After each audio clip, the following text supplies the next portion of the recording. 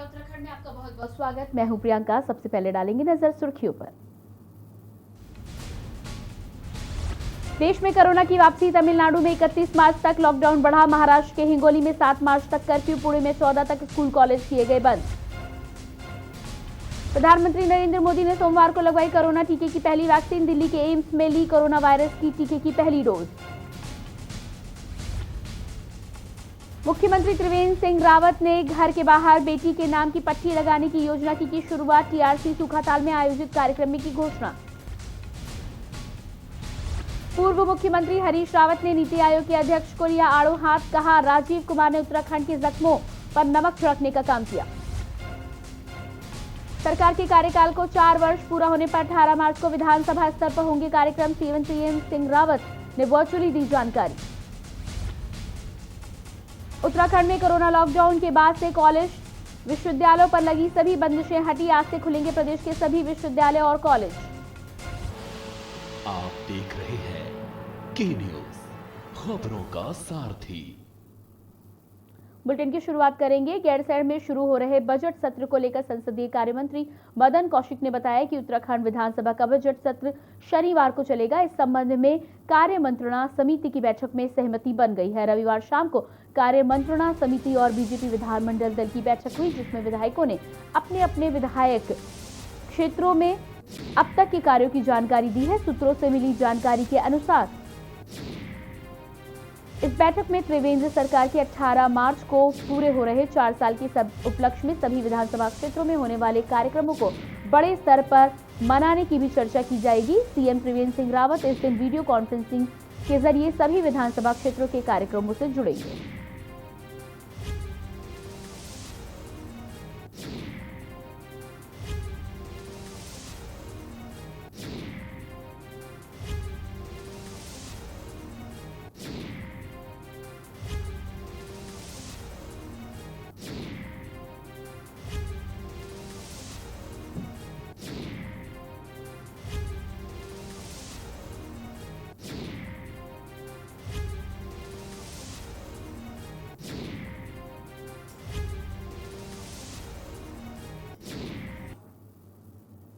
और आगे बढ़ेंगे। देहरादून से एक बड़ी खबर आ रही है।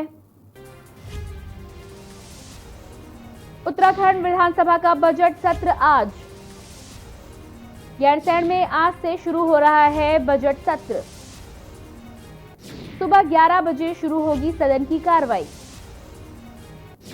राज्यपाल बेबी रानी मौर्य के अभिभाषण से होगी शुरुआत। और ये बड़ी खबर आपको देहरादून से बता रहे हैं, जहां पर आज उत्तराखंड विधानसभा बजट सत्र की शुरुआत होनी है। गैरसैंण में आज से शुरू हो रहा है बजट सत्र। सबसे पहले सुबह 11 बजे सदन की कार्रवाई शुरू होगी और उसके बाद राज्यपाल बेबी रानी मौर्य के अभिभाषण से इस बजट सत्र की शुरुआत की जाएगी।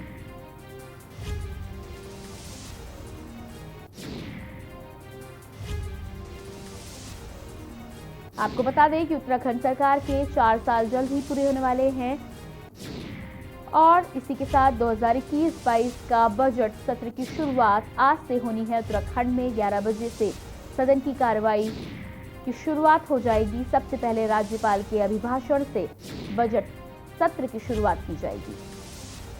गैरसैंण में आज से शुरू हो रहा है उत्तराखंड का बजट सत्र।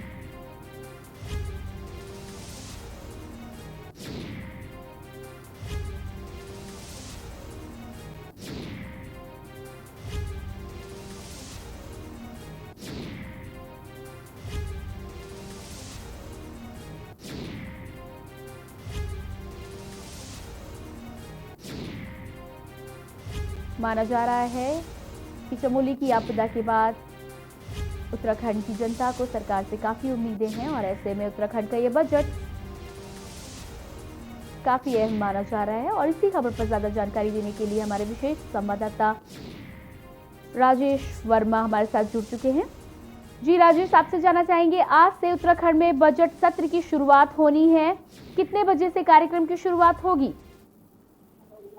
देखिए, हम बता दें कि जिस तरीके से जो बजट सत्र है वो भारीशयन यानी कि गैरसैंण में होने जा रहा है। और तमाम जो मंत्रिमंडल है, विपक्ष है, वो जो है कल देर शाम ही जो है वो गैरसैंण के लिए पहुंच चुका है। और आज जो है 11 बजे जो है बजट सत्र की शुरुआत होगी, जिसमें राज्यपाल जो है बेबी रानी मौर्य जो है उनका अभिभाषण होगा और उसके बाद जो है बजट सत्र की जो शुरुआत है उसका शुभारंभ कर दिया जाएगा। तो कुल मिलाकर के अगर बात की जाए तो सरकार के जो 4 साल है वो भी 18 मार्च को पूरे होने जा रहे हैं। तो तमाम ऐसी चीजें हैं जिनको लेकर के भी बजट सत्र में काफी उम्मीदें हैं पहाड़ की जनता को कि जिस तरीके से बजट अब जो त्रिवेंद्र सरकार का पेश किया जाएगा तो उसमें काफी जो है उसको लेकर के भी जो है पहाड़ की जनता काफी वो है चिंतित है कि क्योंकि जिस तरीके से लगातार पेट्रोल और डीजल के दाम बढ़ रहे हैं तो कहीं ना कहीं जो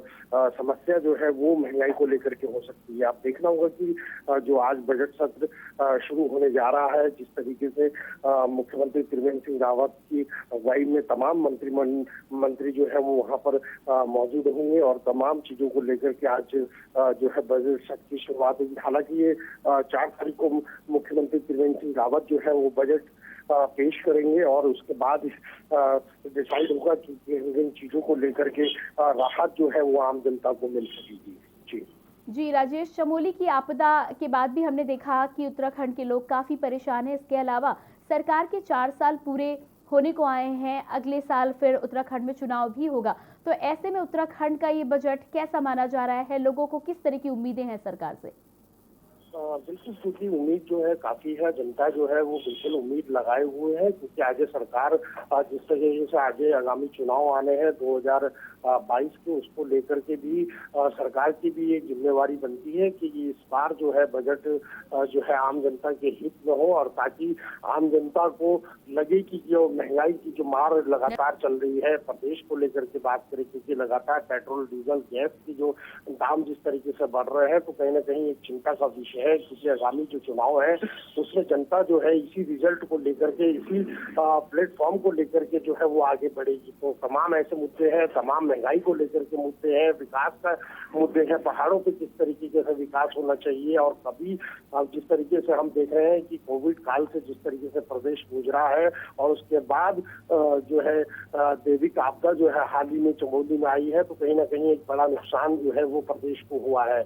लेकिन फिलहाल जो बजट सत्र का आगाज जो है वो आज ठीक 11 बजे बेबी रानी मौर्य जो है वो राज्यपाल वो कर देंगी और उसके बाद जो है तमाम जो मंत्री हैं, जो विपक्ष है, वो कहीं ना कहीं सरकार को जो है बजट के लिए घेरने के लिए तैयारी में बैठा हुआ है। हालांकि बजट जो है वो मुख्यमंत्री त्रिवेंद्र सिंह रावत 4 मार्च को जो है वो वहां पर पेश करेंगे। लेकिन ये जो इस समय बजट सत्र की शुरुआत हो चुकी है वो आज से लेकर यानी कि 1 मार्च से लेकर जो है 10 मार्च तक जो है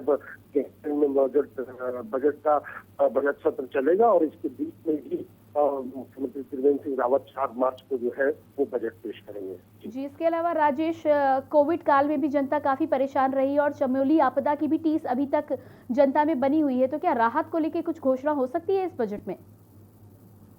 उम्मीदें बहुत है, उम्मीदें पहाड़ की जनता को लगातार है क्योंकि जैसे मैंने आपको बताया कि इस बार आगे 2022 के चुनाव है और सरकार का लक्ष्य यही है कि तमाम जो त्रिवेंद्र सरकार ने 5 साल में जो भी काम किए होंगे, हालांकि 4 साल जो है 18 मार्च को पूरे होने जा रहे हैं त्रिवेंद्र सरकार के, तो कहीं ना कहीं जो 2022 में जिस तरीके के चुनाव होने उसके बाद आगे बजट और भी जो सत्र होंगे वो और भी होंगे। लेकिन फिलहाल जो बजट है ये इस बार जो है महत्वपूर्ण है और 2022 में यही रिपोर्ट कार्ड जनता के सामने पेश किया जाएगा। अब जिस तरीके से प्लेटफॉर्म जो है सरकार ने तैयार कर लिया है, हालांकि ये सभी चीजें क्लोज है क्योंकि जो 4 मार्च को जो है मुख्यमंत्री त्रिवेंद्र सिंह रावत जो है वो तो बजट पेश करेंगे और उसके बाद पता चलेगा कि राहत जो है वो उत्तराखंड की जनता को किस तरीके से दी गई है, क्योंकि महंगाई सबसे बड़ा मुद्दा है जिसको लेकर के विपक्ष जो है वो लगातार जो है सरकार के ऊपर, सरकार को जो है घेरने की तैयारी में भी लगा हुआ है। और इन सब तमाम ऐसी चीजें हैं क्योंकि इसमें भी कोई दो राय नहीं है, जिस तरीके से प्रदेश अभी कोरोना काल और दैविक आपदा से है तो कहीं ना कहीं एक बड़ा जो है वो जो संकट है वो कहीं ना कहीं आया है, क्योंकि लगभग 1 साल से जो है यात्रा भी जिस तरीके से रेवेन्यू सरकार को मिलता आया है 4 धाम यात्रा को लेकर के, वो भी यात्रा इस बार जो है वो बाधित रही, जिसकी वजह से काफी नुकसान जो है वो प्रदेश को उठाना पड़ा है। और इन तमाम ऐसी चीजें हैं जिनको लेकर के अब जो है आगामी चुनाव भी त्रिवेंद्र सरकार को देखना है, और जनता का दिल किस तरीके से लुभा पाएंगे त्रिवेंद्र सरकार, वो भी एक महत्वपूर्ण होगा। और अभी जो उम्मीदें हैं वो अटकी हुई है सिर्फ इस बजट सत्र को लेकर के कि आप पहाड़ की जनता की किस तरीके की मदद जो है और विकास की ट्रेन जो है वो किस तरीके से पहाड़ों पर चल पाएगी। जी राजेश, इस जानकारी के लिए आपका बहुत बहुत शुक्रिया। और लगातार हम अपनी तमाम जनता को तमाम दर्शकों को यही बता रहे हैं कि आज उत्तराखंड में बजट सत्र की शुरुआत होनी है। सुबह 11 बजे से सदन की कार्रवाई की शुरुआत होगी। सबसे पहले राज्यपाल बेबी रानी मौर्य के अभिभाषण से उत्तराखंड के बजट की शुरुआत की जाएगी और उत्तराखंड सरकार के 4 साल भी पूरे होने वाले हैं कुछ ही दिनों में। तो ऐसे में ये बजट काफ़ी अहम माना जा रहा है। अगले साल उत्तराखंड के चुनाव भी होने तय हैं। ऐसे में जैसा कि हमारे संवाददाता राजेश वर्मा ने बताया कि ये बजट उत्तराखंड सरकार के लिए रिपोर्ट कार्ड का कार्य करेगा और इसी के माध्यम से उत्तराखंड सरकार जनता के सामने जाके अपने कार्यों का ब्यौरा दे सकती है, अपनी योजनाओं के बारे में विस्तार से चर्चा कर सकती है। तो ऐसे में ये बजट काफ़ी अहम माना जा रहा है। इसके अलावा यदि चमोली आपदा की बात की जाए तो जनता को काफ़ी उम्मीदें हैं। जिन लोगों के घर इस आपदा में नष्ट हुए हैं या जिन लोगों के परिजनों को लोगों ने खोया है, उनको लेकर राहत पैकेज की भी आस लगाए लोग बैठे हुए हैं। तो देखना ये होगा कि जब उत्तराखंड का बजट पेश होता है राज्यपाल के अभिभाषण के बाद, जब से बजट की शुरुआत होती है, तो जनता के लिए राहत पैकेज की किस तरह से घोषणा होती है, किस तरह से लोगों को फिर से घर देकर उन्हें विस्थापित करने की योजना बनाई जाती है। ये तमाम ऐसी योजनाएं हैं जिस पर उत्तराखंड सरकार को काम करना है और ये उत्तराखंड सरकार के लिए भी काफ़ी अहम है, बड़ी चुनौती है एक बार फिर से जनता के सामने आना, उनका दिल जीतना।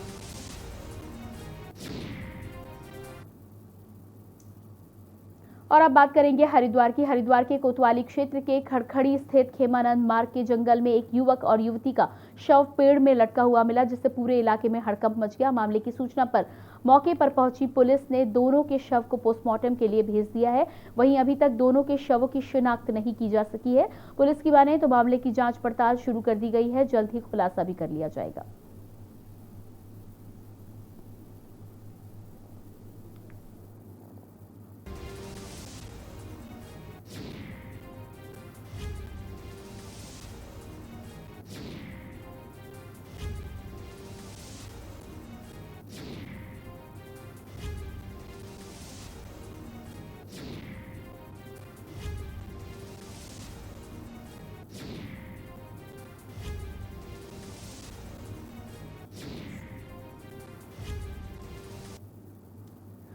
और इसी बीच कुंभ मेले को लेकर बड़ी खबर हमारे बीच आ रही है। कुंभ मेले के लिए जारी की गई है नई एसओपी। हरिद्वार से बड़ी खबर आपको दिखा रहे हैं। कोविड संक्रमण से बचाने की कवायद। आपदा प्रबंधन विभाग द्वारा जारी की गई नई एसओपी। अखाड़ा परिषद, संतों, स्थानीय पुजारियों ने किया विरोध। और हरिद्वार से बड़ी खबर, जहां कुंभ मेले को लेकर जारी की गई है नई एसओपी। कोविड संक्रमण से बचाने के लिए ये कवायद की जा रही है, लेकिन लगातार साधु संतों द्वारा इसका विरोध किया जा रहा है। आपदा प्रबंधन विभाग द्वारा ये एसओपी जारी की गई है। अखाड़ा परिषद, संत, स्थानीय पुजारियों सभी ने इसका विरोध किया है और पिछले काफी समय से कुंभ मेले की एसओपी को लेकर संतों में आक्रोश है। उनका कहना है कि तमाम अन्य कार्यों के लिए कोविड को कहीं किनारे रख दिया जाता है, लेकिन जब कुंभ की बात आती है तो नई नई एसओपी लाकर उन्हें परेशानियों में डाला जा रहा है। और ऐसे में आज कुंभ मेले को लेकर नई एसओपी जारी की गई है। आपदा प्रबंधन के द्वारा इसे जारी किया गया है। कोविड संक्रमण को बचाने की कवायद के तहत इसे जारी किया गया है, लेकिन साधु संत इससे अभी भी आक्रोशित है, नाराज है। तमाम अखाड़ा परिषद के संत एवं पुजारियों ने इसका विरोध किया है। और कुंभ को लेकर हरिद्वार में तैयारियां जोरों पर हैं। अखाड़ों की पेशवाई निकल चुकी है। और इसी खबर पर ज्यादा जानकारी देने के लिए हमारे साथ हमारे संवाददाता करण खुराना जुड़ चुके हैं। जी करण, आपसे जानना चाहेंगे, हरिद्वार में कुंभ को लेकर तैयारियां जोरों शोरों पर है, लेकिन इसी बीच आज नई एसओपी जारी की गई है जिससे साधु संतों में काफी आक्रोश देखने को मिल रहा है। ये देखिए, बताना चाहूंगा कि जिस तरह से कल जो आपदा प्रबंधन विभाग है उसने एक और आदेश जारी किए हैं कि जो जिस तरह की एसओपी पहले जारी की गई थी 72 घंटे की आरटीपीसीआर रिपोर्ट, अब कल एक वेबसाइट भी जारी की गई है जिसमें उस वेबसाइट से जो 72 घंटे की आरटीपीसीआर रिपोर्ट है उसको अपलोड करके एक ई पास जो जनरेट होगा, उस ई पास के बिना हरिद्वार में 72 एंट्री नहीं मिलेगी। उस ई पास के थ्रू ही आप हरिद्वार में एंट्री कर सकते हैं। साथ ही कल मुख्य सचिव उत्तराखंड शासन ओम प्रकाश द्वारा एक आदेश भी जारी किया गया जिसमें ये भी कहा गया है कि जिन श्रद्धालुओं द्वारा एसओपी का उल्लंघन किया जाएगा या वो किसी और तरीके से हरिद्वार में आ जाते हैं या उनके पास प्रॉपर 72 घंटे की आरटीपीसीआर रिपोर्ट नहीं होती है, तो उनके खिलाफ दंडात्मक कार्यवाही भी की जाएगी। तो श्रद्धालुओं को सिर्फ ये सोचना कि ये एक तरह से कागजी आदेश है, कल उसका भ्रम तोड़कर मुख्य सचिव ने आदेश जारी किए हैं कि अधिकारी सुनिश्चित करें कि जो 72 घंटे की रिपोर्ट वाला मैटर है वो सख्ती से पालन हो, और जो है इसका पालन नहीं करता उसके खिलाफ आप मुकदमा दर्ज करवा सकते हैं, दंडात्मक कार्यवाही भी करवा सकते हैं। जी करण, इसके अलावा ये तमाम तैयारियां इसलिए की जा रही ताकि कोविड से कहीं ना कहीं कुंभ को सुरक्षित रखा जा सके। ऐसे में साधु संतों के बीच जो विरोध देखने को मिल रहा है वो क्यों है? देखिए, 11 साल बाद कुंभ आया है, वैसे हर साल 12 साल बाद आता है, और 2020 का जो लॉकडाउन लगाया गया था उस सबको उम्मीद थी कि यही सिर्फ ऐसा साल होगा जो कोरोना की चपेट में आएगा, 2021 में सब सामान्य हो जाएगा, लेकिन इस साल भी कुछ सामान्य नहीं हो पाया है। और साधु संतों में निश्चित तौर पर 11 साल बाद जो उनका एक जप तप का जो उनके तपस्या चल रही होती है उसका निराकरण के लिए वो हरिद्वार कुंभ के घाट पर जो आते हैं, जिस तरह की वो अपनी तपस्या को पूर्ण रूप देते हैं, तो उन सब को लेकर जो शक्ति बरती जा रही है, उनके जो भक्त हैं, जो उनके शिष्य हैं जो नहीं पहुंच पाएंगे या वो बार बार आने में परेशानी महसूस कर रहे हैं, इन्हीं सब को लेकर साधु संत विरोध कर रहे हैं। और साधु संतों का ये भी कहना है कि जब कहीं किसी भी राज्य में चुनाव होते हैं तब वहां पे रैलियों के लिए या अन्य जगहों पे कोई कोविड का एसओपी या गाइडलाइन नहीं जारी होती, और कुंभ के लिए क्यों? और साथ ही उत्तर प्रदेश में अभी वृंदावन का बड़ा मेला आयोजित हुआ है, माघ मेला आयोजित हुआ है, वहां पे भी कोविड समीकरण चल ही रहे हैं, लेकिन काफी सामान्य रूप से उन लोगों ने बड़े मेले को संपन्न कराया। तो कुंभ मेला जो बहुत बड़ा मेला होता है क्योंकि वो 11 से 12 साल बाद आता है, तो उन सब पे इस तरह की शक्ति को जो साधु संत हैं, जो व्यापारी हैं, जो आम श्रद्धालु हैं, वो पचा नहीं पा रहे हैं। वो सोच रहे हैं कि ऐसा क्यों हो रहा है। जी, इसके अलावा करण, यदि हम बात करें हरिद्वार में कुंभ की तैयारियों को लेकर, इसके अलावा प्रशासन की सुविधाओं और सुरक्षा व्यवस्था के मद्देनजर तो किस तरह का वहां पे माहौल है अभी?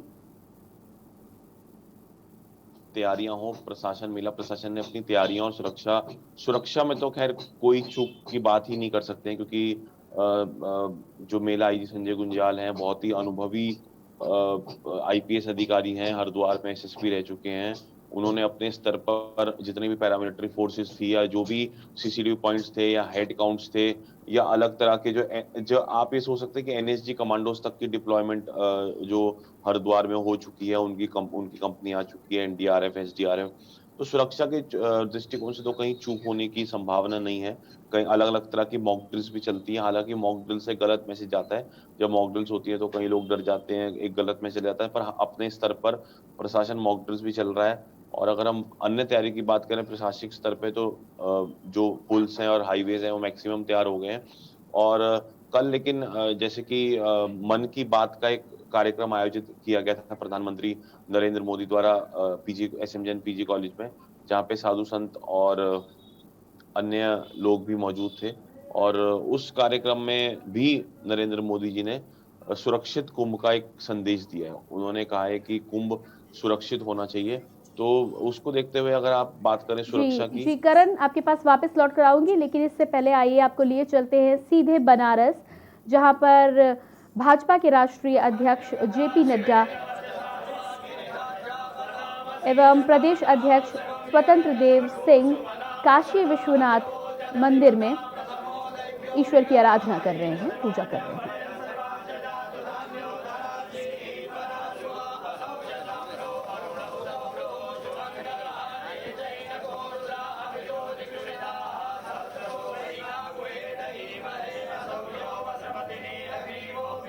और ये तस्वीरों में आप लगातार देख सकते हैं भाजपा के राष्ट्रीय अध्यक्ष जेपी नड्डा काशी विश्वनाथ में भगवान शिव की पूजा अर्चना करते हुए और साथ ही मौजूद हैं प्रदेश अध्यक्ष स्वतंत्र देव सिंह। आपको बता दें कि राष्ट्रीय अध्यक्ष वाराणसी के 2 दिवसीय दौरे पर हैं, जहां पर कल उन्होंने भाजपा के नए विशाल कार्यालय का उद्घाटन किया था और आज भाजपा के पदाधिकारियों के साथ उनकी बैठक होनी तय है, जिसमें आगामी चुनाव को लेकर रणनीति की तैयारी की जाएगी। इसके अलावा तमाम ऐसी बातें हैं चुनाव को लेकर जिसका जिक्र किया जाएगा। साथ ही साथ कार्यकर्ताओं को नसीहत भी दी जाएगी कि किस तरह से उन्हें आगामी चुनाव के लिए भाजपा की रणनीति को लेकर आगे बढ़ना है और जनता के बीच भाजपा के कार्यों का ब्यौरा देकर जनता को अपनी पार्टी से जोड़ना है।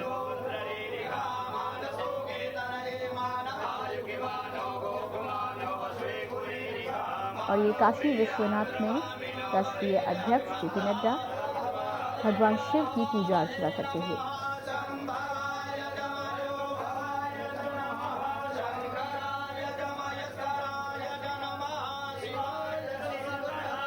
भाजपा के तमाम कार्यकर्ताओं के लिए ये दौरा काफी अहम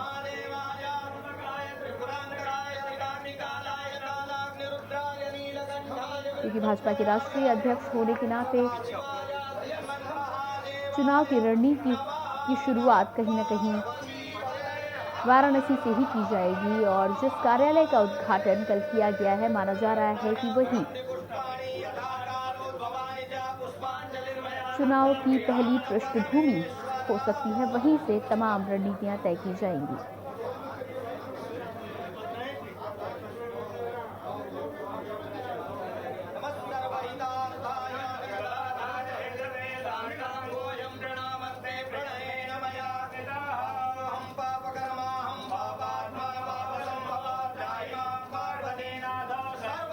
और काशी विश्वनाथ में बाबा की पूजा अर्चना करने के बाद, बाबा के दर्शन करने के बाद जेपी नड्डा आज एक बैठक में हिस्सा लेंगे, जिसमें भाजपा के तमाम पदाधिकारी मौजूद होंगे।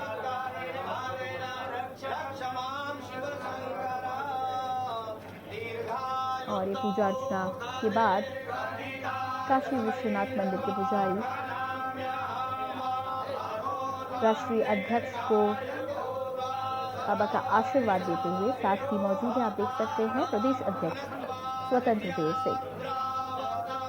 इसके अलावा वाराणसी में भाजपा के तमाम अन्य नेता कार्यकर्ता उनके साथ पूजन में मौजूद।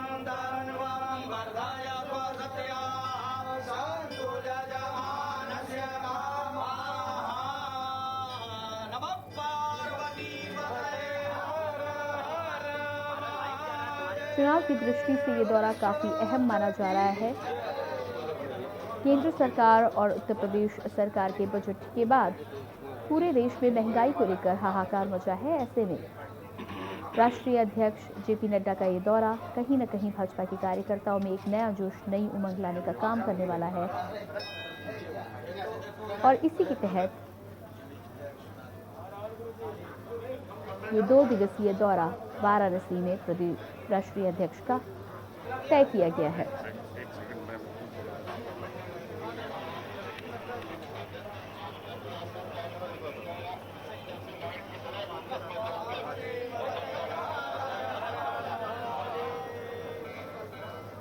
माना जा रहा है कि भाजपा आगामी चुनाव को लेकर पहले से ही कमर कस चुकी है और जनता को रिझाने में कोई कसर छोड़ना नहीं चाहती है।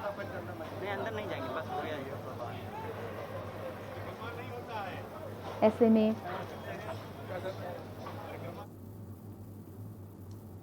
और इसी के साथ फिलहाल इस बुलेटिन में इतना ही, लेकिन ताज़ा अपडेट के लिए आप लगातार देखते रहिए के न्यूज़ इंडिया।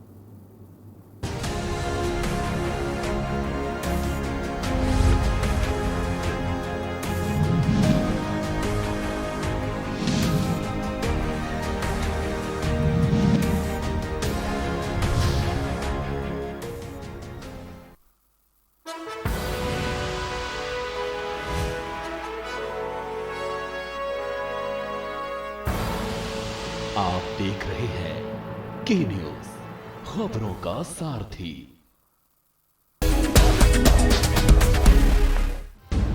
मिशन रोजगार, युवाओं के साथ योगी सरकार। 50 लाख युवाओं को रोजगार देना लक्ष्य।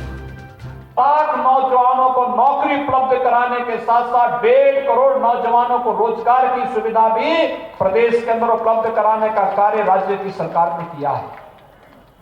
ये कार्य इसलिए जिससे हर एक के जीवन में खुशहाली लाई जा सके। 4 सालों में रिकॉर्ड 4 लाख सरकारी नौकरियां। नई स्टार्टअप इकाइयों से 5 लाख युवाओं को रोजगार। एमएसएमई सेक्टर में 2 करोड़ 5 लाख रोजगार।